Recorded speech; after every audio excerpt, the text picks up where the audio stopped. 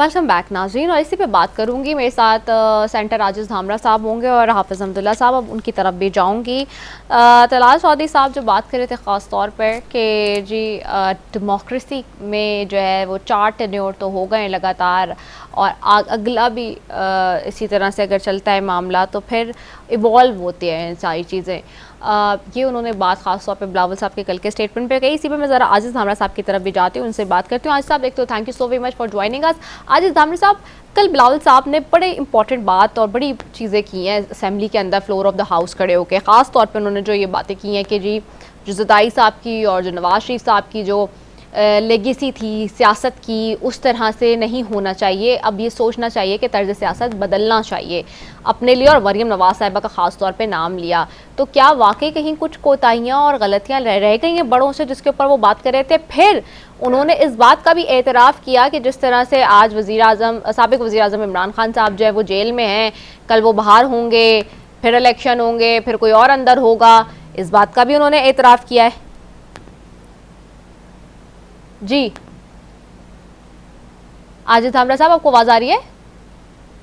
Hello जी, आपकी आवाज मेरे ख्याल में सिस्टम कुछ इस तरह है कि मुझे आवाज क्लियर जी नहीं जी आ रही जी आपकी। जी जी मगर मुझे जहाँ आपकी तक मैं आवाज़ आ आपका सवाल समझ जी सका हूँ मैं जी कि चेयरमैन बिलावल भुट्टो जरदारी साहब ने फ्लोर ऑफ द हाउस जो जो असेंबली बात का की है टेन्योर पूरा जी हो रहा है, जी जी जी जो असेंबली का टेन्योर पूरा हो रहा है, उनकी जो गुफ्तगू है आज वो मौजूद बहस है। जी और बिल्कुल आपको याद होगा कि जब पहले इजलास में चेयरमैन बिलावल भुट्टो जरदारी साहब ने स्पीच की थी, वो स्पीच भी कई सालों तक जो है वो उस पर डिस्कशन का हिस्सा थी, जिसमें एक प्राइम मिनिस्टर को उन्होंने सिलेक्टेड प्राइम मिनिस्टर कहा था, और जिस पर उस वक्त के प्राइम मिनिस्टर ने डेस्क भी बजाए थे उसके।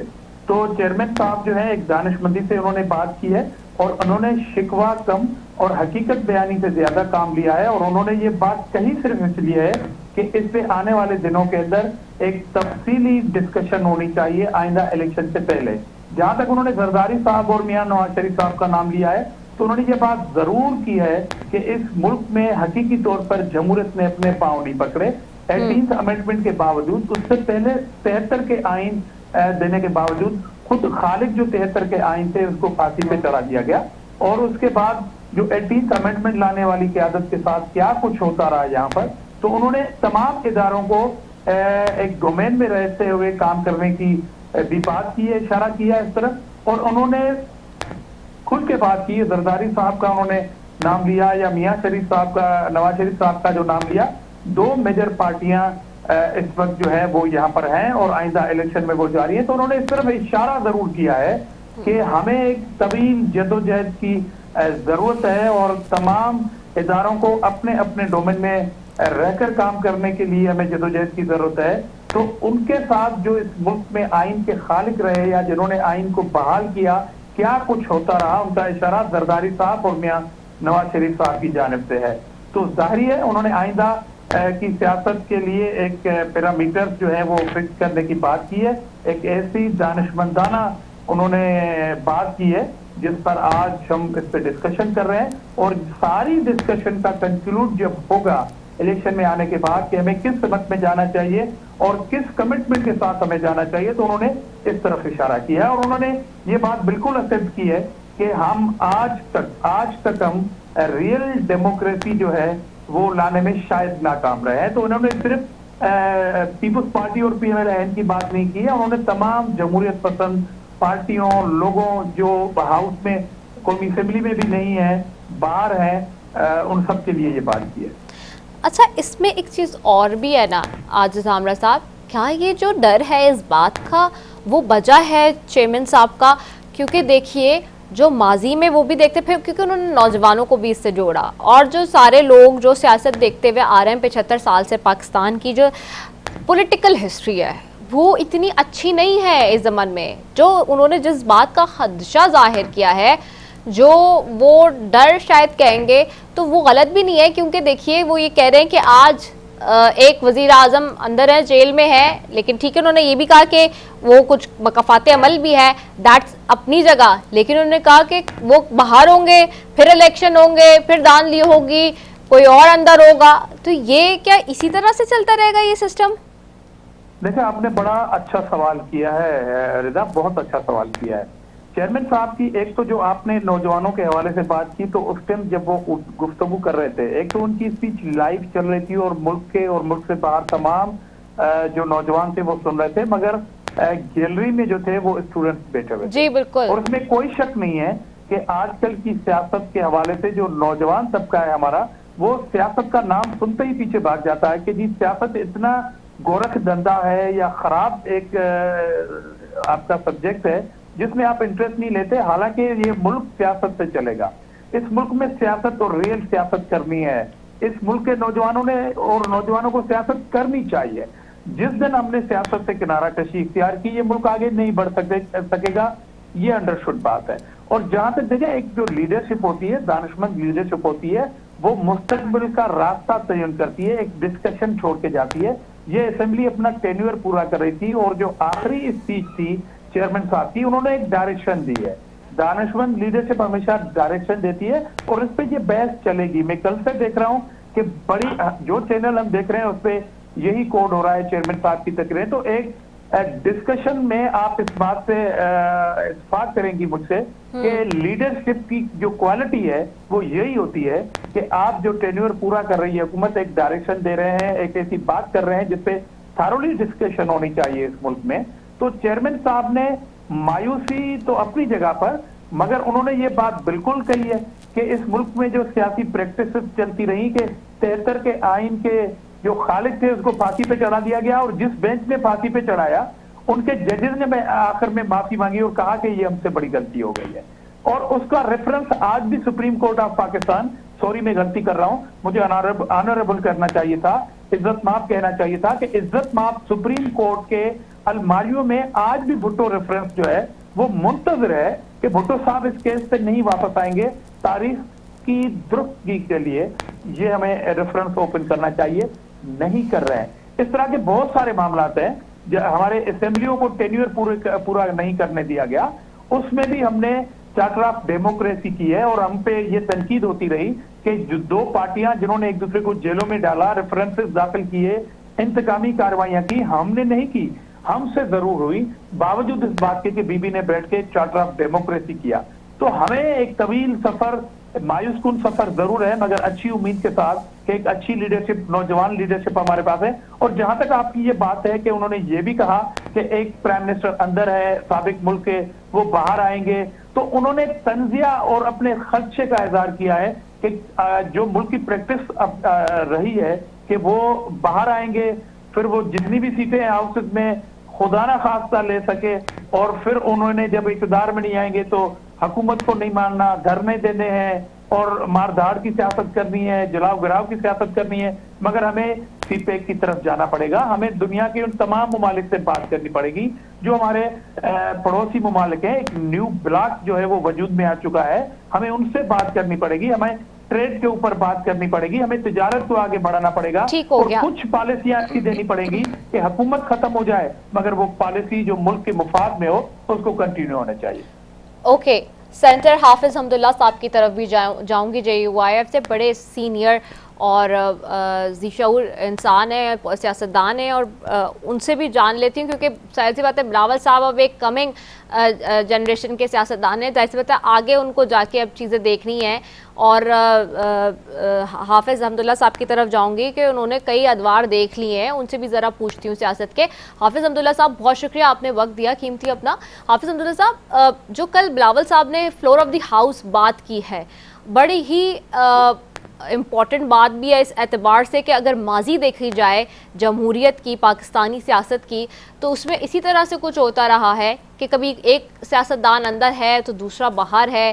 اور موجودہ صورتحال میں جو انہوں نے سابق وزیر اعظم عمران خان صاحب کی بھی مثال دی ہے کہ جی اب وہ اندر ہیں.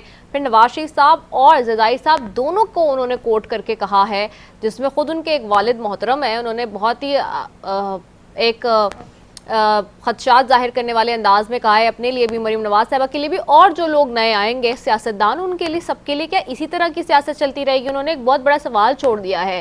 آپ اس کو کیسے دیکھتے ہیں؟ بسم اللہ الرحمن الرحیم. بہت شکریہ رضا بی بی. دیکھیے بلاول بھٹو صاحب کا یہ جو جملہ ہے جس کو آپ نے کوٹ کیا اور میرے میڈیا پہ بھی سنا میرے خیال میں یہ بہت گہرا جملہ ہے اور انہوں نے اپنے بڑوں کو مطلب اپنے والد کو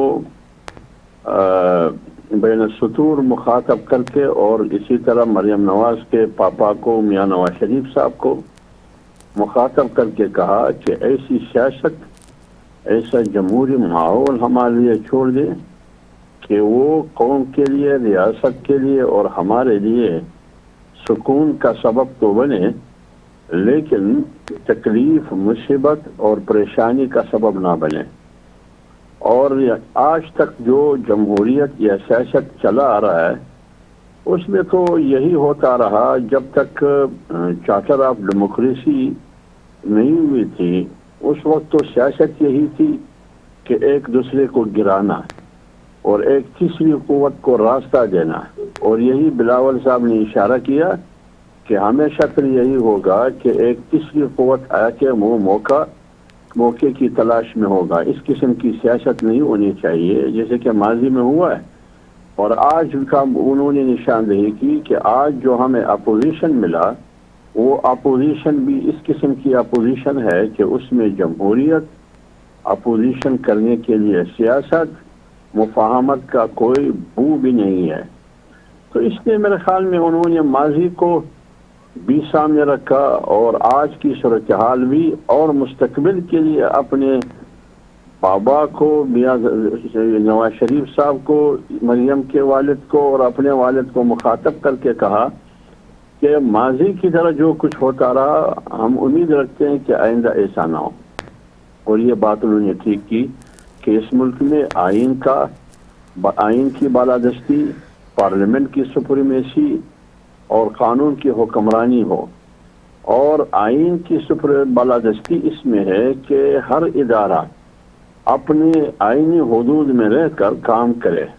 اگر ایک دوسرے کے امور میں مداخلت کریں گے پھر نہ جمہوریت چلے گی نہ اس ملک میں سیاست ہوگی اور اس ملک کے ادارے کمزور ہوں گے. جب وہ کمزور ہوں گے تو آپ یقین جانیے یہ ملک کمزور ہو جائے گا. تو بلاول صاحب نے بالکل صحیح اور درست بات کی. اگر ہم واقعی کوشش کریں کہ ملک کو کیسے مضبوط کر سکتے ہیں جمہوریت کو کیسے تو وہ آسان ہے لیکن ہمارے بیچ میں ضرورت اس بات کی ہے کہ ہم اصول کی اور دستور کی سیاست کریں. یہ جو سیاست ہم کرتے ہیں کبھی ایک طرف کبھی دوسری طرف پاور پالیٹکس جس کو کہا جاتا ہے یہ پاور پالیٹکس میں ترجیحات عوام اور عوام کی سہولتیں ان کی ضرورتیں نہیں ہوتی. جس پاور کو ہم خوش کر رکھنا چاہتے ہیں پھر ان کی ضرورتیں ہوں گی. رائٹ.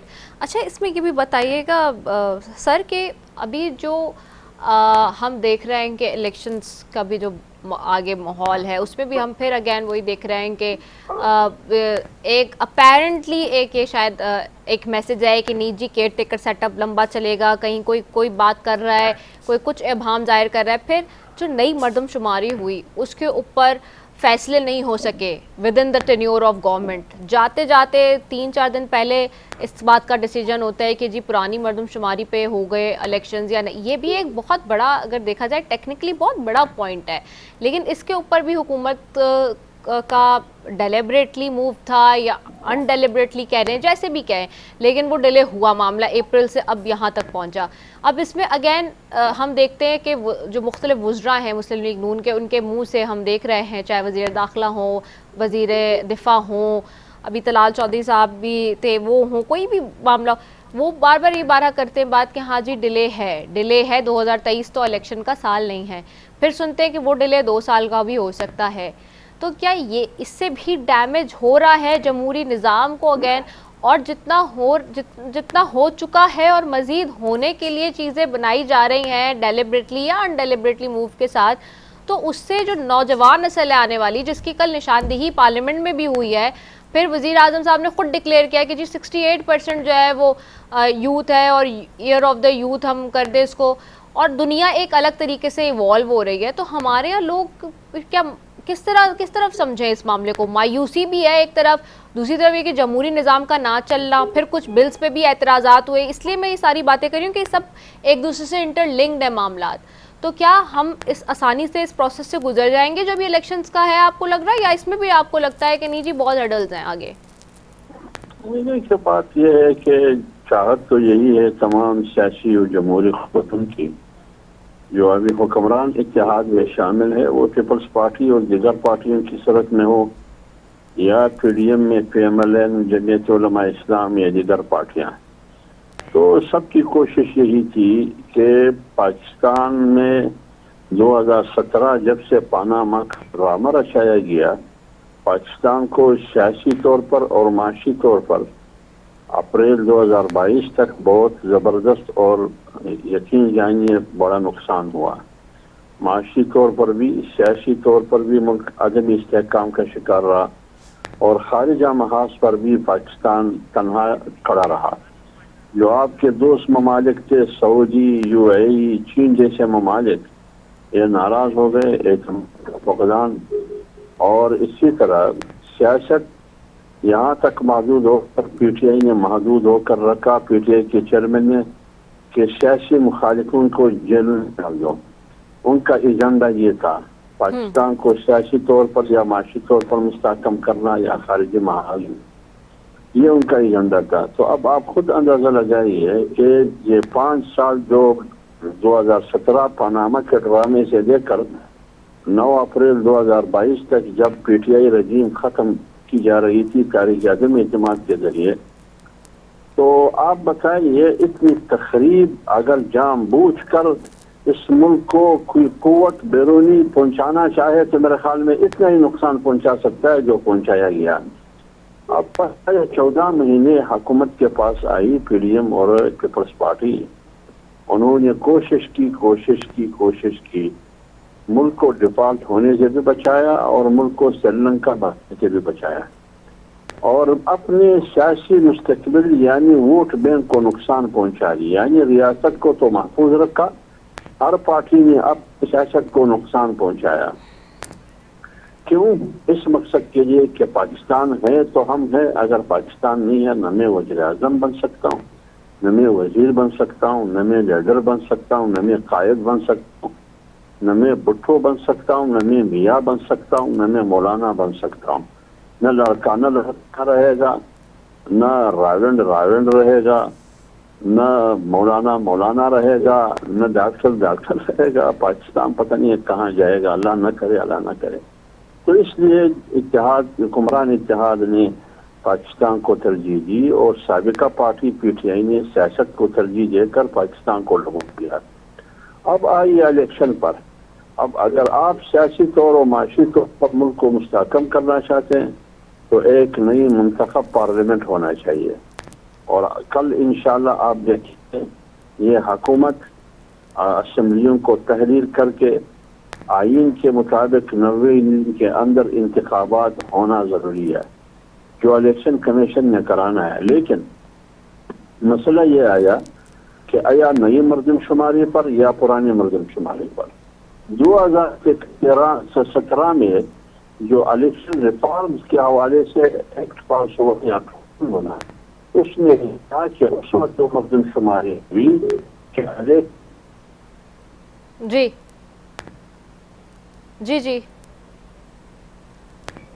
اچھا، حافظ عبداللہ صاحب کی آواز ڈسٹارٹ ہو گئی ہے بیچ سے، آئی گیس میں جاؤں گی عاجز دھامرا صاحب کی طرف بھی دوبارہ۔ عاجز دھامرا صاحب، آپ کو آواز آ رہی ہے میری؟ عاجز دھامرا صاحب، آپ کو آواز آ رہی ہے میری؟ جی اچھا عاجز دھامرا صاحب، اب یہ ایک اور معاملہ ہے جی کہ یہ خبر بھی آ رہی ہے کہ الیکشن کمیشن نے سابق وزیر اعظم عمران خان کو 5 سال کے لیے نااہل قرار دے دیا ہے اور NA 45 سے ڈی سیٹ بھی کر دیا ہے۔ اچھا، اب یہ جو معاملہ ہے، اگین یہ میں پھر کل چلے جاؤں گی، مجھے وہ بار بار تقریر یاد آ رہی ہے چیئرمین صاحب کی کہ اسی پہ کہ وہ کہہ رہے تھے کہ آج کوئی اندر ہے، کل کوئی وہ ہوگا، تو یہ ایک تو وہ انہوں نے تو خود ہائی لائٹ کر ہی دیا، لیکن مریم صاحبہ بہت عرصے سے اپنی تقاریر میں اور خطابات میں کہتی تھی کہ جی جو انصاف کا ترازو ہے، پلڑا ہے، وہ برابر ہوگا، لیونگ پلینگ فیلڈ ہوگی تو پھر الیکشن ہوگا، ادروائز الیکشن نہیں ہوگا۔ تو کیا یہ اس کا شاخسانہ ہے یہ سب جو کارروائی دھڑ دھڑ ہو رہی ہے، یا واقعی یہ جمہوریت اور قانون اور آئین کے تحت ہی سب کچھ ہو رہا ہے؟ دیکھیں، آپ نے اپنے سوال میں 2 چیزیں رکھی ہیں، ایک تو آپ نے بلاول بھٹو زرداری صاحب کے حوالے سے پوچھا ہے اور دوسرا مریم بی بی کے حوالے سے۔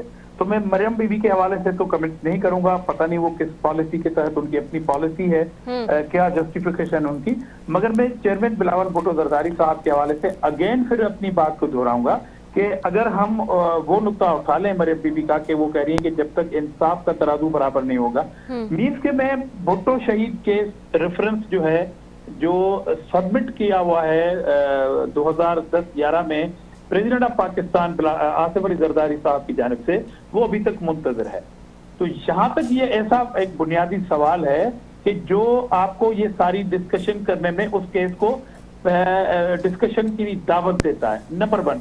नंबर दूसरी बात कि ये फिर मैं अगेन कहूंगा कि चेयरमैन बिलावल भुट्टो जरदारी साहब ने कहा कि ये सारी चीजें होती रही हैं हमारे मुल्क में ना, कि नायली हो गई और फिर ज़ाहिरी अदालतें आज़ाद हैं, और अब तक तो हम यही देखते आ रहे हैं कि पीटीआई चेयरमैन को बड़ी तेजी से और तगड़ा इंसाफ मिलता रहा है ना। तो हो सकता है कि ये इलेक्शन कमीशन का जो डिसीजन है या सेशन कोर्ट का जो ऑर्डर है वो सारे उड़ जाएं, मतलब उड़ ना जाए सॉरी, मगर उनको सुप्रीम कोर्ट से पीटीआई को कोई मिल जाए रिलीफ वगैरह या चेयरमैन को मिल जाए।